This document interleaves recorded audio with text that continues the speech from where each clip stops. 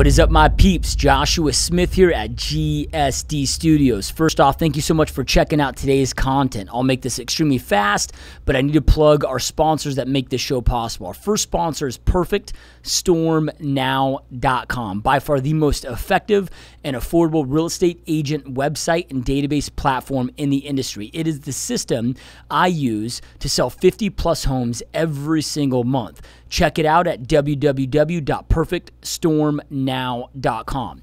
Our second sponsor is my personal 90-day mastery bootcamp, which is, again, my personal real estate agent mentorship program where we spend 90 days together, 12 live sessions. You get daily access to me inside the program. You guys, we go so extremely in-depth. There's nothing that's incomplete about this program. You're going to get all the tools that you need to go out there and crush it inside your real estate business. Make sure to go check us out, www.90daymastery.com. You can watch in-depth videos of exactly what's covered to see if the program is for you, see all the raving testimonials we have from all of the amazing agents and clients that went through the program. So make sure to check us out, www.90daymastery.com. All right, you guys, let's jump on into today's content.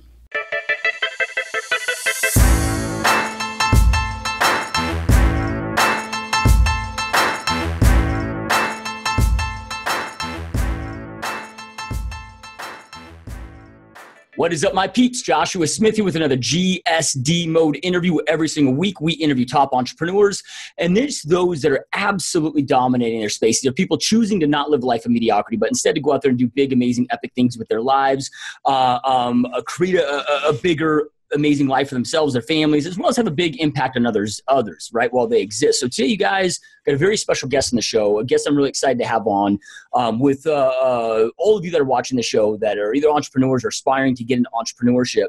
You know, one thing that's missed heavily, you know, we spend so much time trying to master our craft that we're involved in, but a lot of times we don't spend time on developing our own leadership capabilities. And as you expand your company, you know, you can only do so much, and your success ultimately boils down to your ability to lead others to perform at their best version of themselves. So our guest today is an absolute expert in this space. He's an author, speaker, leadership expert, president of HD Leader, teaches and speaks globally.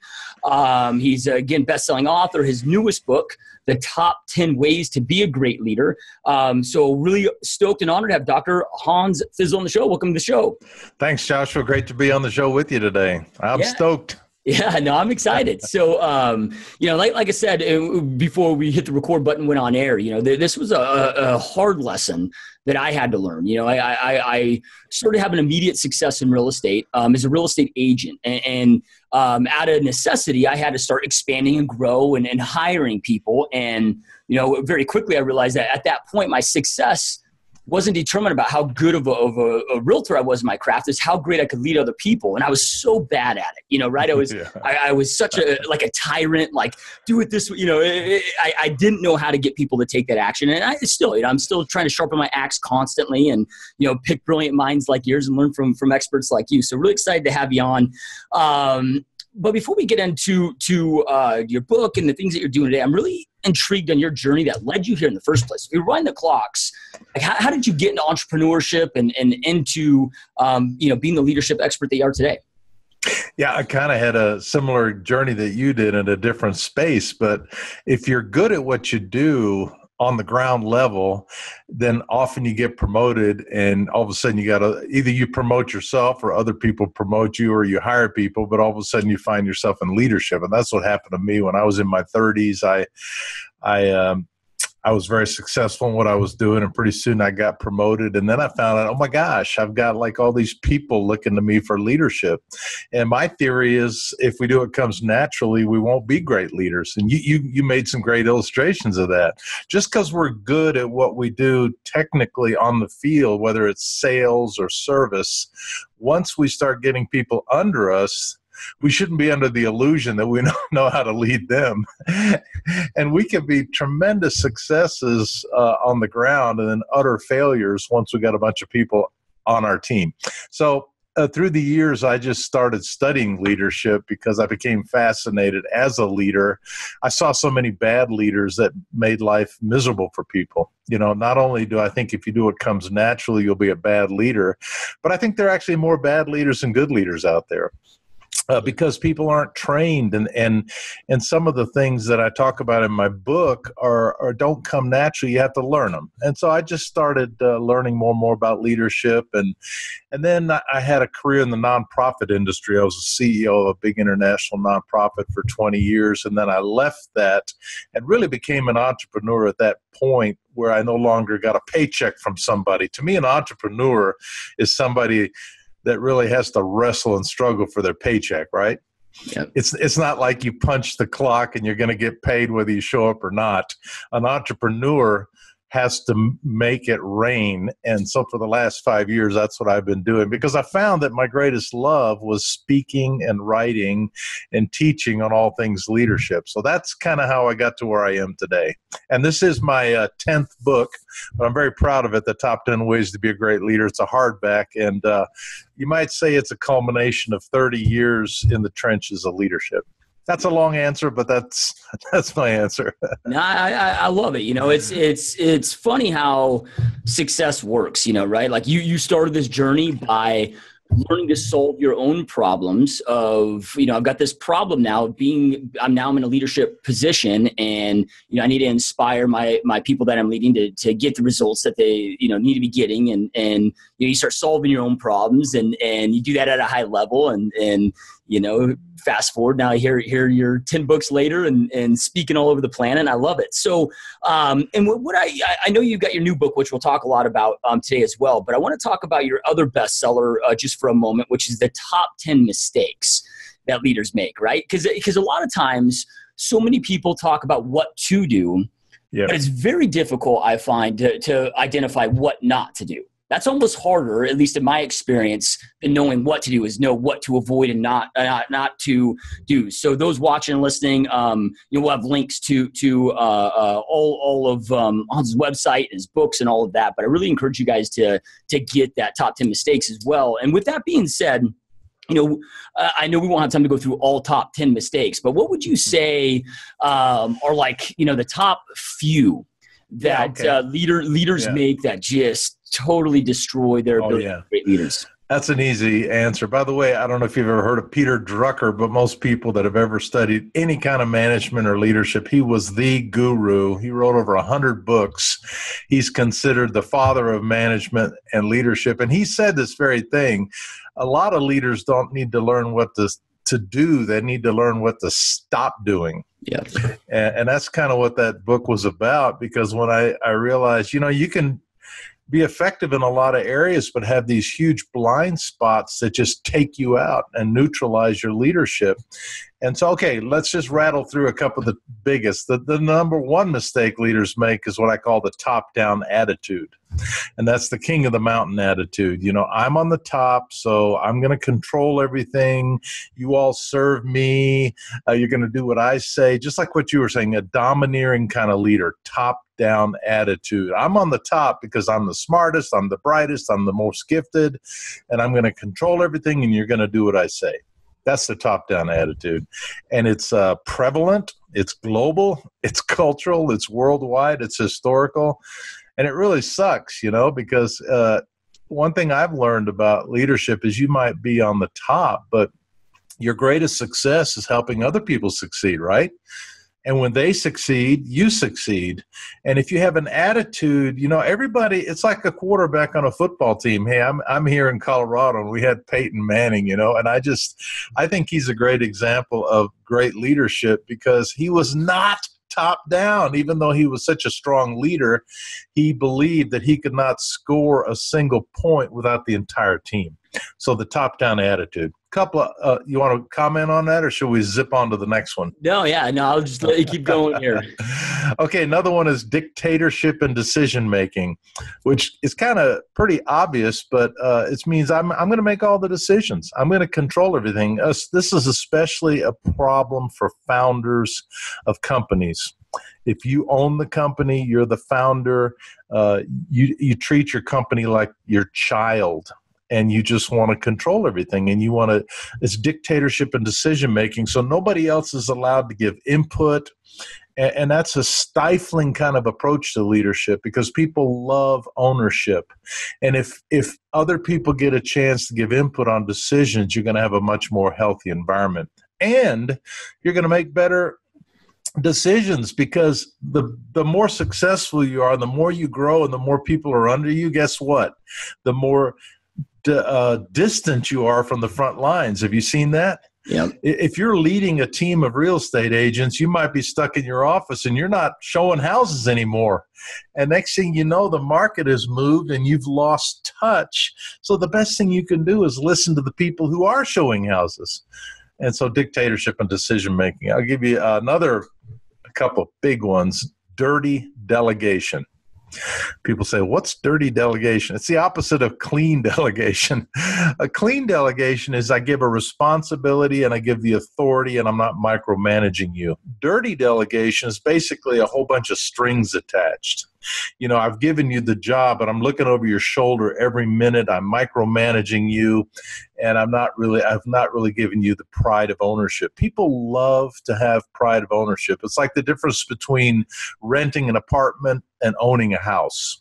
You don't take care of your apartment because it's not yours. But when you buy your first house, oh my gosh, everything you do is like an investment, and you have this pride of ownership. People are the same way about their work. And if you give them a job to do, a piece of the action and some ownership, all of a sudden this pride of ownership pops up. So dirty delegation is one of the cardinal sins of bad leadership. Let's see. I'll give you one more. Absence of affirmation. Absence of affirmation. A pat on the back is often more desired than a pay raise. People would rather work for less money in an affirming environment than make a lot of money in a brutal environment where they never get any feedback. People crave feedback. They want to know, how am I doing? In fact, let me tell you the 4 questions every follower asks. What am I supposed to do? Will you let me do it? Will you help me when I need it? And will you tell me how I'm doing? So that's 4 of the mistakes that leaders make. Yeah, no, I love it. And just to hit on a couple of those things, like when you talked about the dictatorship and decision making, what I found about that is, because that used to be me, right? And then with our leadership team, once we changed that style, and everybody has input and everybody's heard, and ultimately to the company or to the business or to the leader, they've got to make the best decision for the whole of the company. And I've found that maybe their input is something that we can't do, right? But just the fact that they're being heard. And it's like, hey, I appreciate that input, but unfortunately it's not something that we can do. And here's why, right? And if you take the time to do that and hear them, even if you don't implement their input, man, it just the fact that they're heard goes so far. I mean, is that what you would say the power is in that? Yeah. In fact, that is why in my new book, we don't need to go there yet, but my new book, The Top 10 Ways to Be a Great Leader, I use the acrostic of the word leadership, because the word leadership has 10 letters. And so I have a leadership principle for each of the 10 letters. And the L in leadership, which is the first letter in the word, and I think the most important chapter in the book, stands for, guess what? Listen. Listen and learn. Those are the 2 most important words in a leader's vocabulary. Yeah, you don't have to do what people tell you to do or want you to do, but if they feel they've been listened to, wow, that's just so empowering. So yes, absolutely right. You have to listen to people. And leaders, nobody likes to work for a leader that doesn't listen. It's so frustrating. And kind of a lot of these principles are wrapped together, because a person that doesn't listen has a top-down attitude. Again, I'm the smartest, so there's nothing that I don't know. So shut up. Let me just tell you how it's going to be. Yep, love it. Yeah. So then when it comes to dirty delegation, because this is something I think so many so many entrepreneurs struggle with, especially in the beginning, and again, I'm one of those that I learned by making these mistakes. And, it's smart to learn from your mistakes. It's smarter to learn from others' mistakes and learn from experts like yourself. And, but man, it's tough to develop that trust, especially in the beginning, right? So a lot of times we become massive micromanagers, and I learned, pretty quickly that my capacity in my business was 100% tied to my trust that I had in my people, right? Low trust equal low capacity, right? And so I mean, but you can also inspect what you expect, on a daily basis without micromanaging. So can you elaborate a little bit on that? So a business owner can still be responsible, still not, freak themselves out mentally by inspecting what they expect with right systems in place, but still give their people the freedom to delegate smartly. Can you just kind of elaborate on some successful suggestions that you have to do that? Yeah, first of all, let me just say that becoming a good delegator is one of the most important things you can learn to be a great leader, because delegation is so important. And to me, another word for delegation is mentoring. Think about it. And a lot of leaders don't realize one of your primary jobs as a leader is to develop other leaders. Yeah. An army of leaders that shouldn't threaten you, it should inspire you. And so the way you develop other leaders is by mentoring them. And there's no greater way to mentor than to learn to be a good delegator. Okay, so first of all, let me tell you some of the fears. You touched on some of them. There's a lot of fears about delegating. Sometimes people are insecure in their own skin. They're afraid if everybody does everything, what am I going to do? Of course, the big one is they're not going to do as good a job as I could do, right? And delegation is messy. It takes more time. I can do it quicker myself. And so you have to keep in mind, if I really want to develop a great team, I've got to take the time to develop my people and to trust them. Okay, so I just wanted to say that as a background. It's a powerful thing to learn to delegate well, because you're really developing your team. You don't just have a bunch of robots working for you. And by the way, when I left my 20-year career, I had developed a couple of great people under me, and they picked up right where I left off. And I left there 5 years ago, and I ran the place for 20 years. And I thought, they're going to be calling me all the time wanting my help. Guess how many times they called me? Yeah. 0. And I thought, wow, they don't need me anymore. But then I thought, well, actually, I guess I did a good job mentoring and developing the other people under me. So, okay, now the question is, how do you delegate well? And by the way, the H in leadership stands for hands-off delegation. So I go carefully in this chapter through how to be a good delegator. But you do need to, again, remember those 4 questions every follower asks. What am I supposed to do? And that's the first step of good delegation: clarity about the assignment. Right? Here's what needs to be done. Number 2, will you let me do it? And that's where you give them some space. Will you help me when I need it? And that's check-in points. And that's really important. And you mentioned that. You're not looking over their shoulders every minute, but you've got to have check-in points. I tell the story in this chapter about a guy who was given an assignment, and he worked on it for 6 weeks. No check-in points. And then he delivered it to his boss in his inbox, and the boss didn't say anything. And then like a week later, the guy had the courage to say, well, what did you think of my project? And the boss said, well, we decided to go another way. Boom. It's like, well, see, both of those people were guilty of not having check-in points along the way, because either the company's changing, the needs is changing, or the person's going adrift. I'm the son of a rocket scientist, and my father helped build the Apollo, Saturn V that put us on the moon. And it's a fascinating thing. They did that with slide rules. But if you were off just a tiny little bit, you'd miss the moon by thousands of miles. And that's the way delegation could be sometimes. You do need to have the check-in points so the people don't go way off base. And then finally, will you let me know how I'm doing? And that's where you give good news or bad news. You say, this isn't really correct yet. You need to work on it some more, or this is awesome. This is perfect. And bosses, leaders need to give people both good news and bad news. Yep. As leaders, it's always fun and it's pretty easy to deliver the good news, right? Yes. But the bad news is tough, right? Yep. But there are effective tactical ways to deliver that bad news in an inspirational way, where it doesn't necessarily just break down your people. So if you do have some, constructive criticism, negative, whatever you want to call it that you're delivering, what should that look like? What should the framework look like? Because again, we want to, of course, inspire people and correct the path they're on or whatever, and not continue to break them down, right? Yeah, I have the problem. I'm a conflict avoider. And so to me, giving somebody bad news is kind of creating conflict. So I like to be a sugar daddy. I like to be the Santa Claus. But I learned a long time ago, that's trying to be a people pleaser. If you're a people pleaser and that's your style of leadership, you're in for a rough ride, because leaders can't be people pleasers. You got to give people the truth.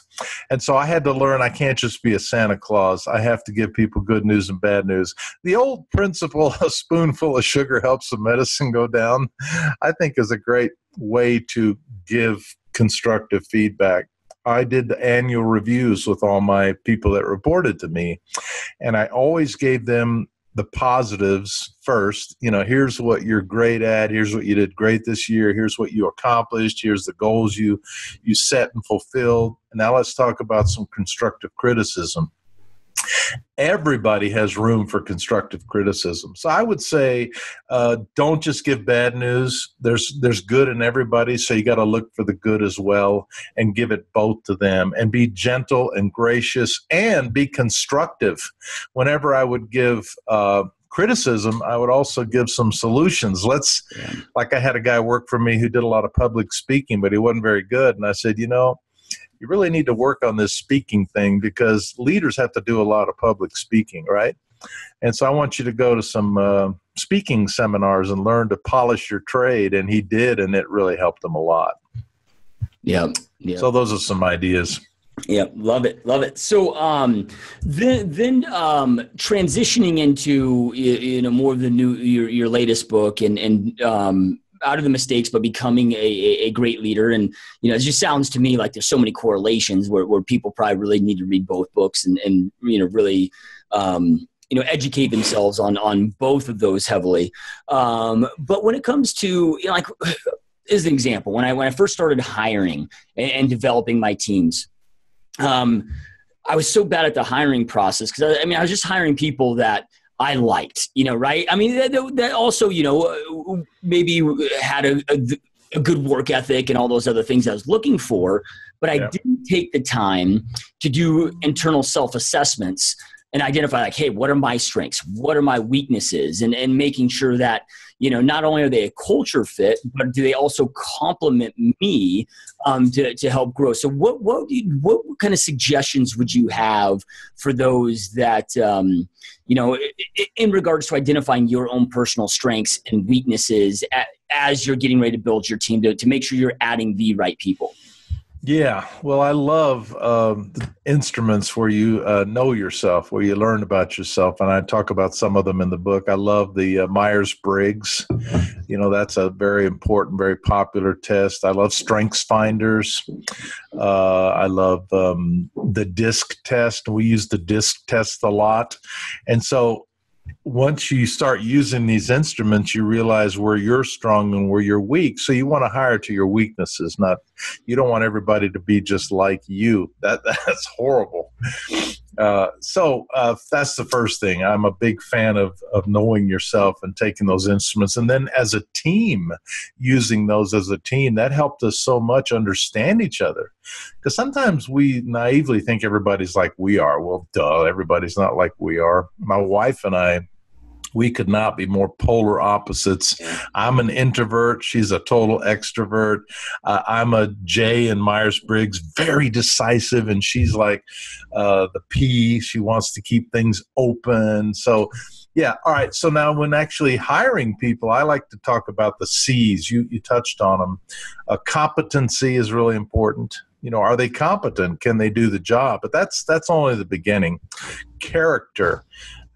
How's their character? And with that is emotional intelligence. And I hope we can get into the topic a little bit of the E in leadership stands for emotional intelligence. And that's character, we can talk about that in a minute. But then, so competency, character, culture, do they fit with our culture? Some people may be great people, but man, they just don't have a passion for what you have a passion for. So the culture. And then there's the chemistry. The chemistry is huge. And you kind of mentioned that, but I would go to Starbucks with a recruit and hang out with them and try to figure out, how's our personal chemistry? I had one guy on my team for years that we just had terrible chemistry, and I wouldn't let him be on my direct team. He was down the organization a bit because he did phenomenal work and people loved him, but he and I had bad chemistry. So you don't want people on your team close to you where you don't have good chemistry. So those are some of the things I look for. Yeah.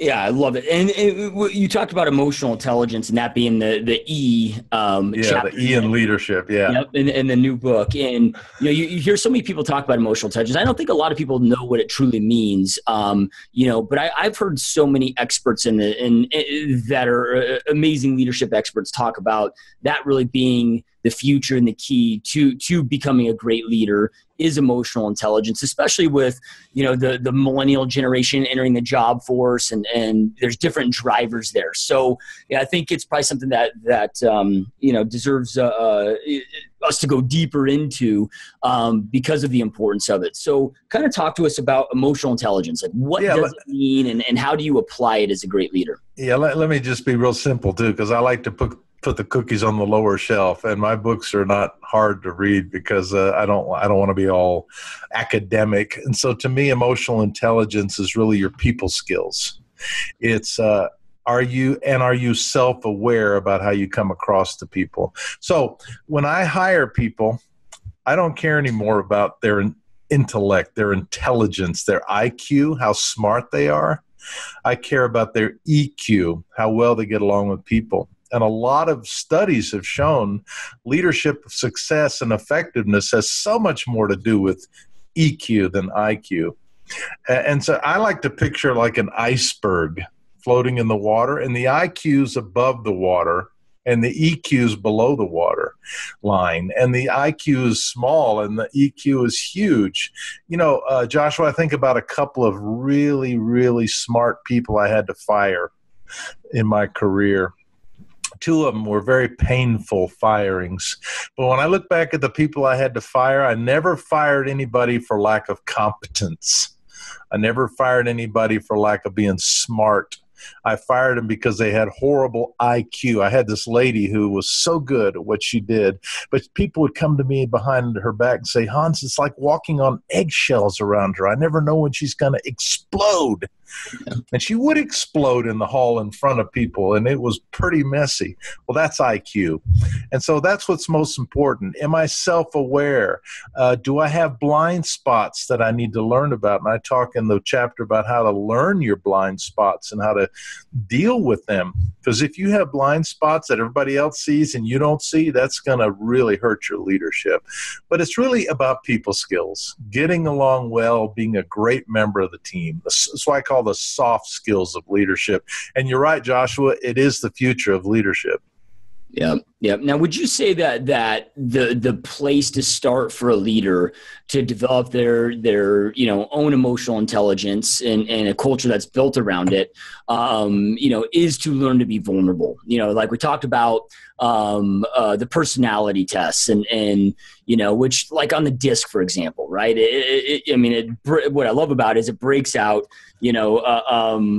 where you're ineffective at communication. And then too, like you said earlier, right? You can, like I'm a guy that I don't enjoy compliments. If somebody's patting me on the back all the time, I'm like, get out of here. Just give me the assignment and let me kill it. And then give me a big bonus, right? Like I don't need to be told I'm doing a good job. Just give me a big ass bonus, right? But then you have people like you said that they don't care about the money per se. I mean, they need that constant affirmations.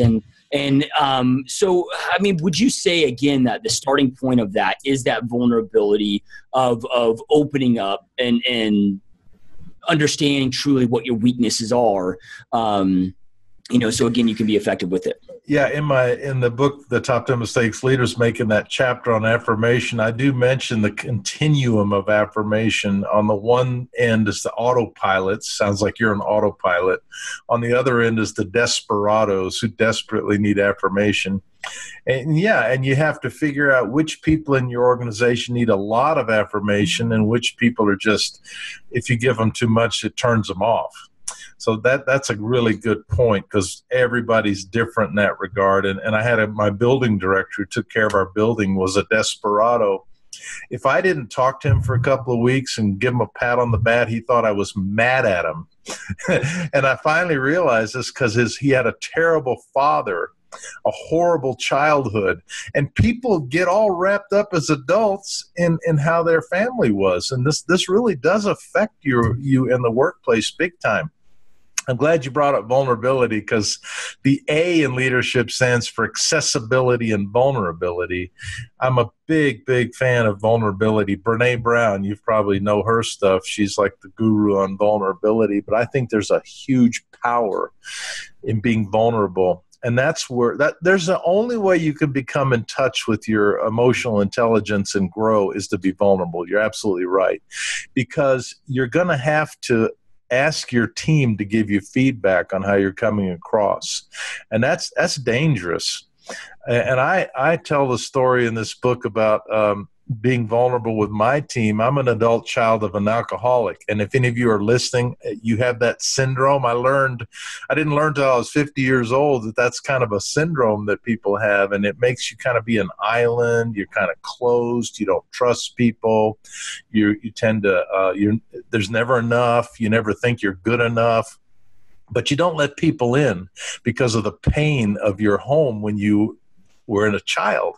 And so one day I told my team this story, and I said, guys, the reason, we're the only guys, but the reason I have a hard time opening up is because I'm an adult child of an alcoholic, and I'm scared to open up because I don't trust people with my heart. And I started unpacking this stuff, and they were like, wow, this is fantastic. We just thought you were arrogant. But I was vulnerable, and it brought us together in a powerful way. Yeah, I love that, because I mean, a lot of people when they think of leaders, they think of strength and all this stuff. So they think, being strong means not being vulnerable and not exposing my weaknesses. But it's the opposite of that, right? It's being opposite. Strong enough to admit your vulnerabilities. Absolutely, it's the opposite. Yeah, the power of vulnerability is huge. And you're right. The traditional view of leadership is I can't show any weakness.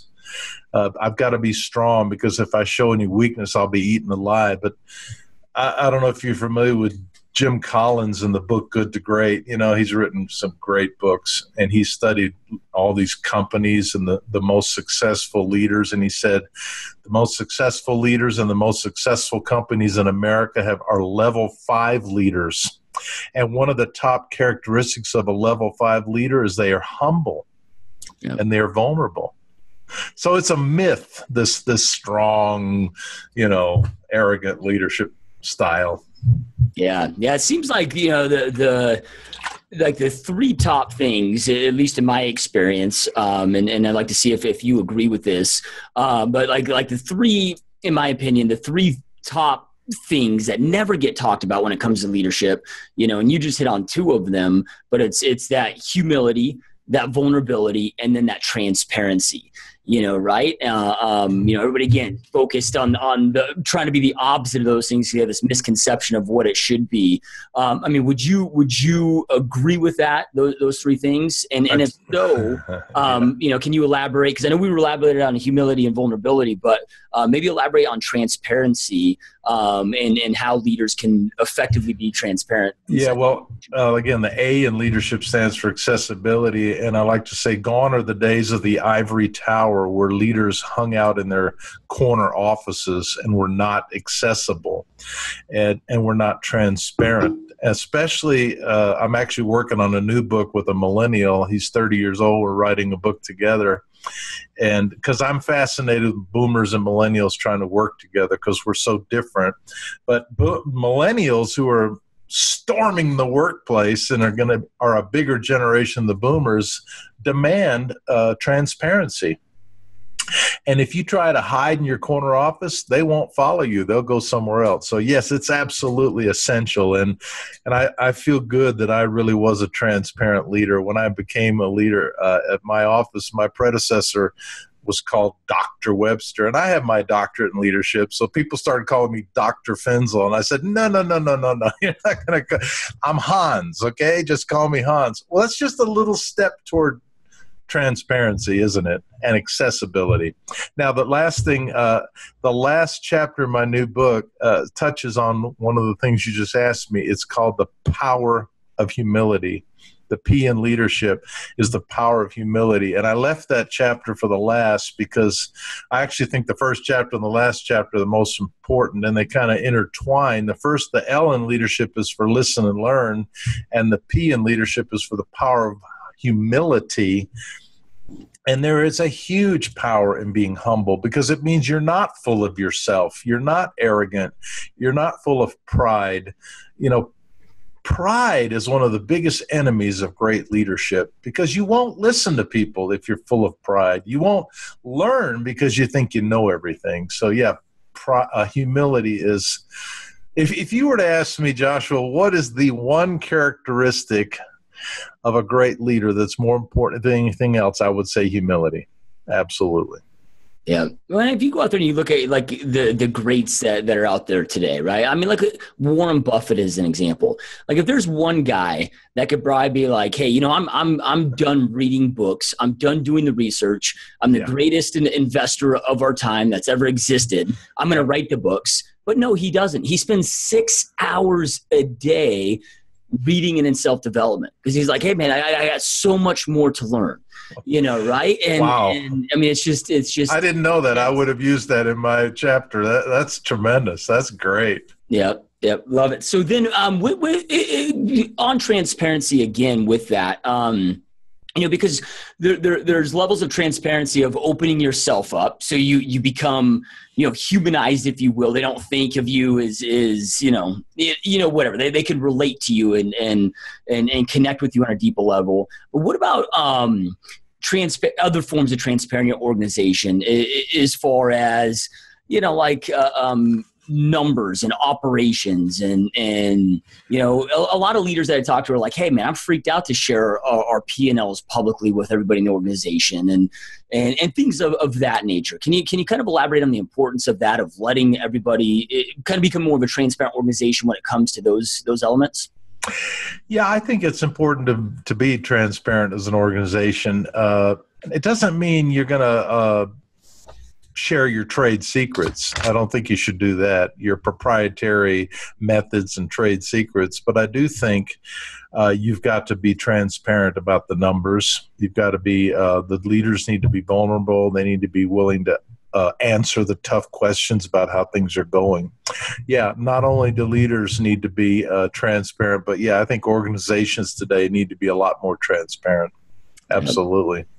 Yeah. One thing I'm really curious to get some feedback from you on is, you mentioned that you're an introvert, right? And I am as well, right? And I think a lot of entrepreneurs think that they're alone in that space.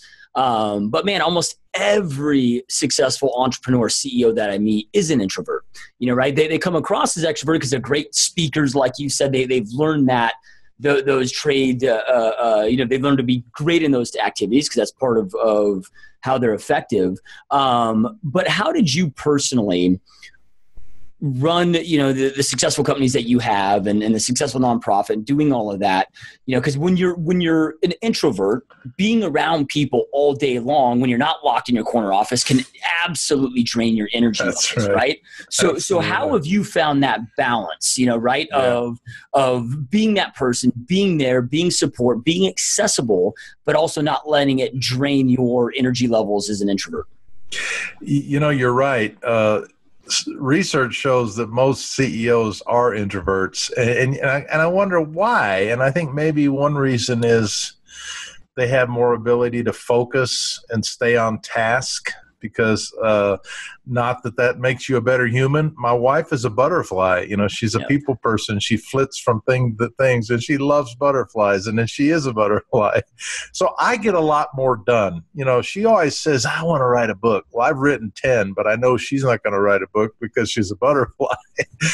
So there's this focus factor that maybe helps CEOs because we're introverts. Now, here's a couple of things I learned. When I learned that I was an introvert, and I tell people that, they're always shocked because I do a lot of public speaking. And I say, no, you're not an introvert. There's no way. I said, yeah, because people drain me. And I recharge my batteries in solitude. It was really good for my wife to learn that about me, because we'll be driving. Like driving, I love cars, and one way I recharge my batteries is to drive my car, preferably by myself. And we would be on a trip together, and I wouldn't be talking to her all the time, and she got hurt. You don't love me because you're not talking to me in the car. And I'm like, no. When she learned I needed to recharge my batteries with solitude, that helped our marriage a lot. I always worked out at lunch all through my career. I'm a jogger. Now I'm a mountain biker, but I always worked it out so I had an hour in the middle of the day where I could do my exercise. And that helped me so much to recharge my batteries. I also am a huge believer in taking your vacation. I'm not a workaholic, and workaholics burn themselves out because they don't recharge their batteries with vacation. And so you have to learn to have things in your life where you have the space and the solitude to recharge your batteries. And I just made sure I had that time. Now, we raised 4 children, so I tell you, at home in the evening was not the time for me to recharge my batteries. That's why I created what I call the Run for Lunch bunch. And a bunch of us that worked together went jogging at lunch, or I went by myself, or I went on my bike. So you do need to create some boundaries and space if you're an introvert to recharge those batteries. That'd be my advice. Yeah, I think a lot of people have this misconception that if you're introverted, it means that you're shy. And that's not the case at all. No, it's not the case at all. It comes down to like you said, your energy systems, where introverts recharge their batteries in solitude. Extroverts, they need to be around people to gain their energy. And again, I guess this really, really comes down to what you talked about so heavily before, which is that vulnerability and getting to know yourself and understanding that, it's like, because I'm a very early riser, right? I get up at usually 3 a.m, right? People are like, well, why do you do that? Because I've got 3 young kids at home and running multiple companies, and I have several hundred people now that work within all the companies between our independent contractors and employees. And I'm like, look, I need that 3 hours in the morning by myself in reflection, self-development, solitude, not a human being talking to me. So then I can go execute heavily throughout the day, right? And I still get my sleep. I go to bed at an early time. But yeah, once you understand yourself and you do that deep dive, man, there's so much power in that. It is. It's so important. Yeah, it's important for a marriage too. My wife and I both took the Myers-Briggs, and then we had a counselor kind of help walk us through the results. And we laughed so hard because it was so true, but it helped our marriage so much. Yep. Love it. So then, let's talk about that, right? Let's talk about marriage for a minute, because this is something that between the podcast and I have, several thousand realtors that go through my coaching programs each year. And man, I tell you, there's not a week that goes by that I don't get a comment like, hey, I'm so driven and I've got these big goals. I'm putting in the hours, I'm putting in the hustle, whatever that may be. but I can't get that buy-in from my significant other. And it just seems like a lot of people aren't communicating. They don't understand how each other operate. And they're not, it can be like you talked about, opening up and communication. And, there's that saying out there that behind every, great man is even a greater woman, right? And vice versa for right. Women entrepreneurs. So how important to be a great leader is to have that support from your family, from your significant other. And what are a few tips that you would give to be able to get that support? I think it's really important. Not only we're right now we're talking about the marriage, but I would like to add the layer of the children, because I decided early in my career I was not going to sacrifice my marriage or my family for my career. I just made that commitment early on when I was newly married and I was in grad school. And so I just think a lot of people do sacrifice their marriages and their families to be successful. And I think that's sad, because in the end of the day, I'm a family man and I'm proud of it. And my children are all grown. They're like your age. I mean, I don't know how old you are, but my kids are all young adults having their own kids. They're married and they turned out so great. And we have such a great relationship. Now, I traveled a lot my whole career, so my wife probably has more to do with their success than I do. But I think marriage is a partnership, and it's a give and a take. And there were times I had to sacrifice my job for my marriage just to make sure we were on the same page. I'll tell you one thing, my wife and I did write a book together years ago about marriage. And one of the principles that we feel very strongly about is dating after you say I do. Yeah. Once the kids come along, it's so easy to make them the focus of everything and all your discussions. But we always made sure we had babysitters. We got away by ourselves. We had dates. We went away overnight and found babysitters and paid a lot of money for people to take care of our kids. I think that did a lot to keep the communication going, because that's the key, to keep communicating. And if you just drift off in your career and you bust your butt working hard, you can easily drift away from your spouse. So I'd say you've got to make an investment in staying on the same page with that spouse. I guess I'm blessed with a great wife who's very supportive of me, and she has a big career and I'm very supportive of her. Has it been easy to be married? No, there's rough waters for sure. But yeah, I think the marriage thing is hugely important.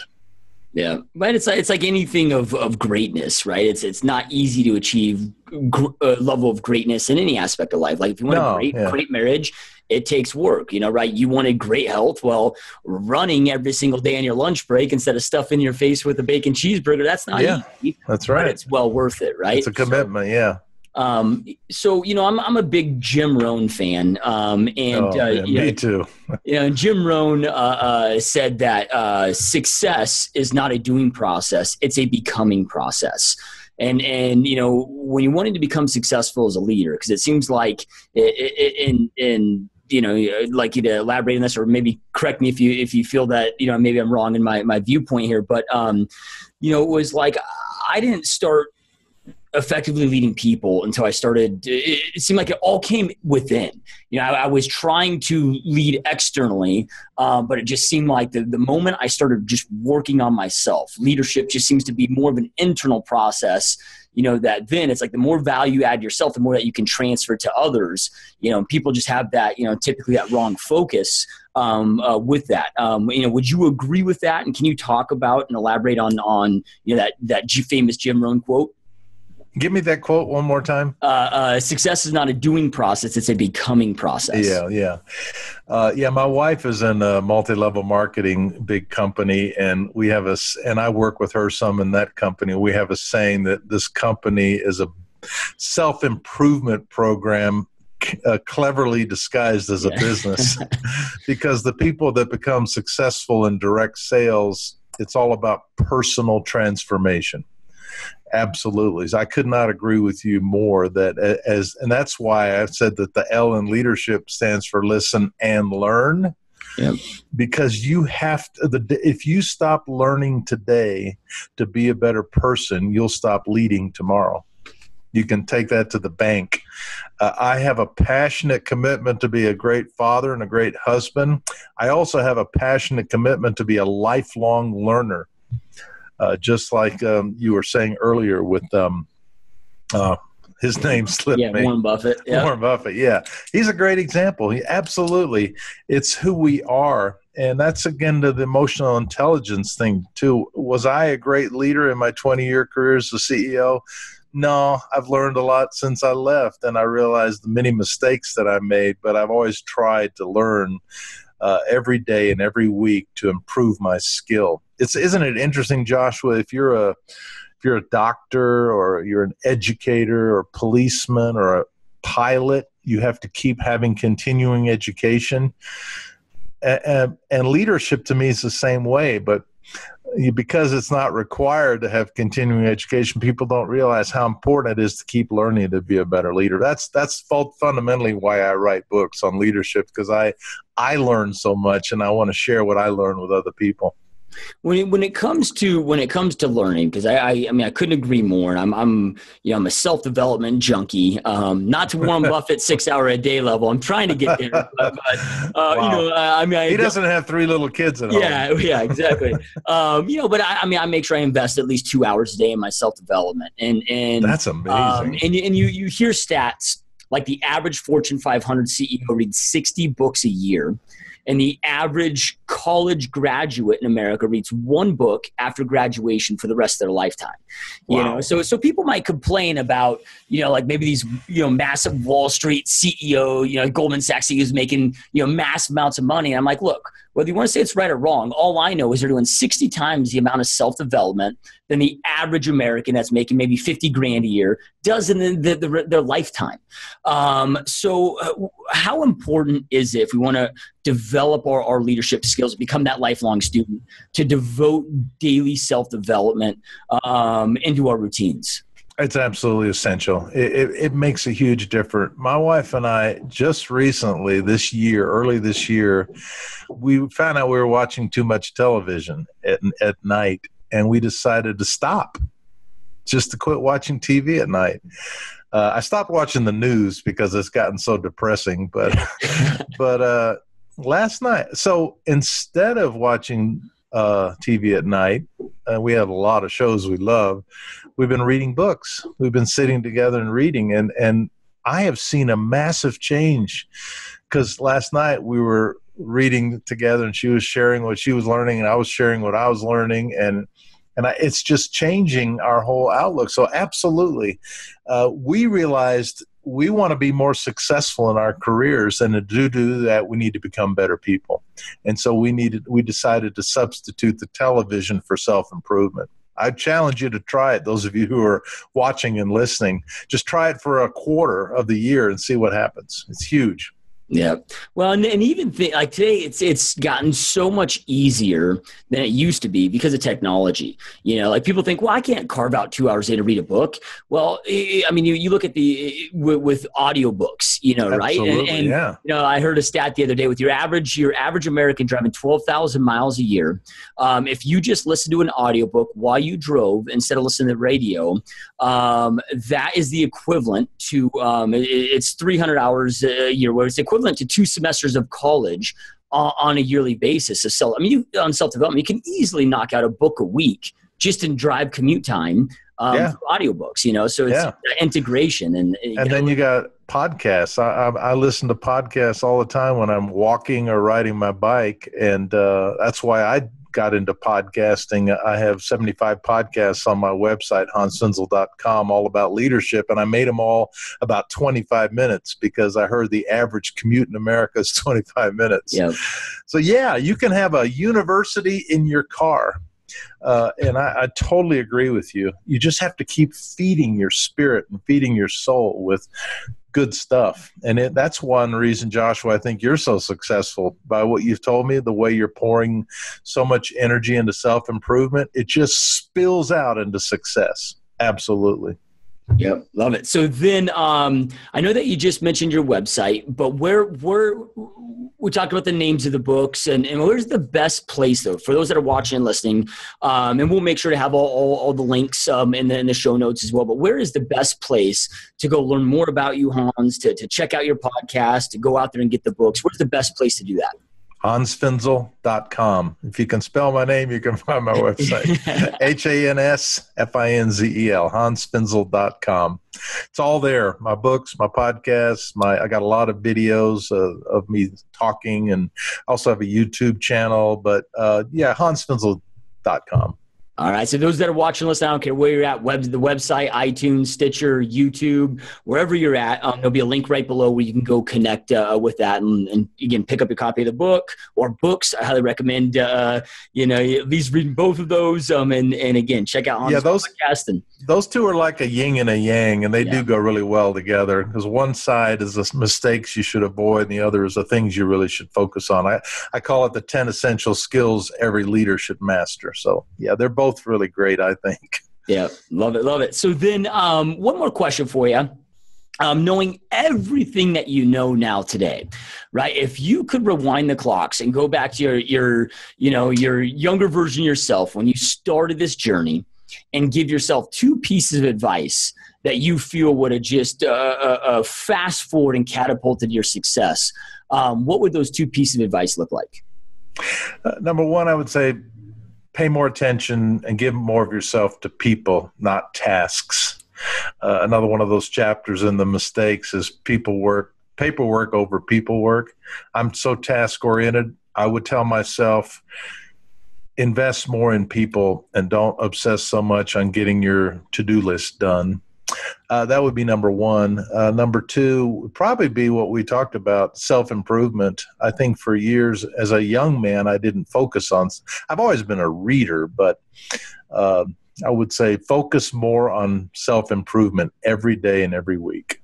Yep. Love it. Powerful words. And those that are watching, listen, I know I end every podcast with this, but information without implementation truly is just the start of delusion. Information is no longer power. It's taking that information, taking massive action on that information, which is what allows you to go out there and create the life that you know you want and deserve. And Hans shared so many amazing pieces of advice with you guys. Say, make sure to take something that you learn and, again, take action. Go out there and implement so, again, you can create that life you know you want and deserve. And Hans, I truly appreciate you taking time out of your busy day to be here, man. It's been a lot of fun. Thank you. I've loved it. Thanks for having me, Joshua. Yeah, thank you so much again. And thank you for those that are watching and listening. We will see you next time.